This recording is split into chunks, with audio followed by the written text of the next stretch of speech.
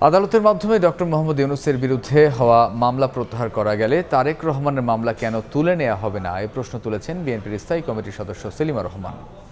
সকালে জাতীয় প্রেস ক্লাবে আলোচনা সভায় অবিলম্বে তারেক রহমানের বিরুদ্ধে হওয়া সকল মিথ্যা মামলা প্রত্যাহারের দাবি জানান তিনি। সে সঙ্গে দ্রুততম সময়ের মধ্যে নির্বাচনী রোডম্যাপ প্রকাশের আহ্বান জানান সেলিমা রহমান। বলেন, দেশকে এখনও অস্থিতিশীল করার পরিকল্পনা করছে স্বৈরাচারের দোসররা। এ সময় রাজনৈতিক দলগুলোর সংস্কার প্রয়োজন বলেও মন্তব্য করেন সেলিমা রহমান।